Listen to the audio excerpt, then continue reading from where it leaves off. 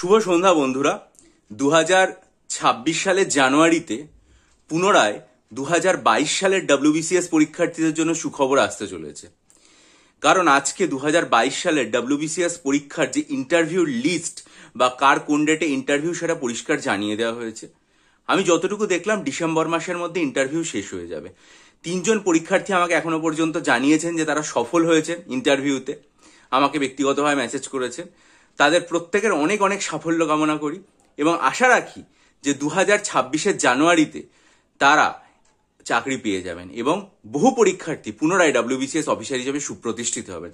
সুতরাং 2022 পরীক্ষার্থীদের জন্য 2026 বছরের শুরুটাই নিশ্চয়ই খুব ভালোভাবে হতে যাচ্ছে।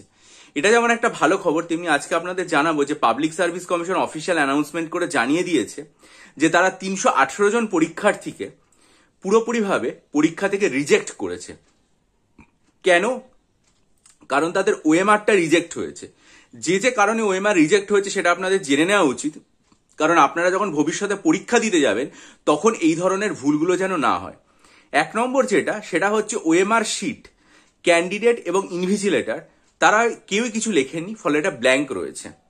2 নম্বর সেটা হচ্ছে ওএমআর শিট এনকোড করেছে ক্যান্ডিডেট, কিন্তু তাদের যে অ্যাটেন্ডেন্স শিট সেটার সাথে এটা আর কি পুরোপুরি মিসম্যাচ হচ্ছে, ফলে এখানে এটাকে ইভ্যালুয়েট করা যাচ্ছে না। 3 নম্বর সেটা হচ্ছে ওএমআর শিট আনসাইন্ড অবস্থায় রয়েছে।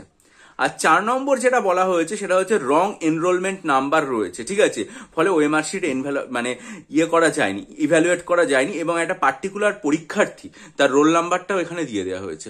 অর্থাৎ আপনারা যারা ভবিষ্যতে পরীক্ষা দেবেন ওএমআর শিট সমস্ত কিছু ঠিকঠাক লিখলেন কিনা, তাতে যদি আপনার পরীক্ষা শুরু করতে কিছুটা দেরি হয় হোক, কিন্তু তাহলে অন্তত আপনাকে রিজেক্ট হতে হবে না। হতেই পারতো এর মধ্যে কেউ একজন সফল পরীক্ষার্থী থাকতে পারতেন, কিন্তু ওএমআর শিট অর্থাৎ টেকনিক্যাল ত্রুটি বিচ্যুতির জন্য তিনি হয়তো পাস করতে পারলেন না। 318 জন পরীক্ষার্থী এইভাবে রিজেক্ট হয়েছে ওএমআর। আপনারা প্রত্যেকে পাবলিক সার্ভিস কমিশনের ওয়েবসাইটে গিয়ে এটা দেখে নেবেন এবং ভবিষ্যতে সতর্ক থাকবেন যাতে আপনাদের মাধ্যমে এই ধরনের কোনো ভুল না হয়। আর আমি আমার চ্যানেলে উইকেন্ডে ক্লার্কশিপ পরীক্ষার ডেসক্রিপটিভ বাংলা, ডেসক্রিপটিভ ইংরেজি এবং WBP আর কেপির জন্য ডেসক্রিপটিভ বাংলা, ডেসক্রিপটিভ অঙ্ক এবং ডেসক্রিপটিভ ইংরেজি ডিটেল স্টাডি মেটেরিয়াল কিভাবে দেওয়া হবে সেটা সম্পর্কে ঘোষণা করব।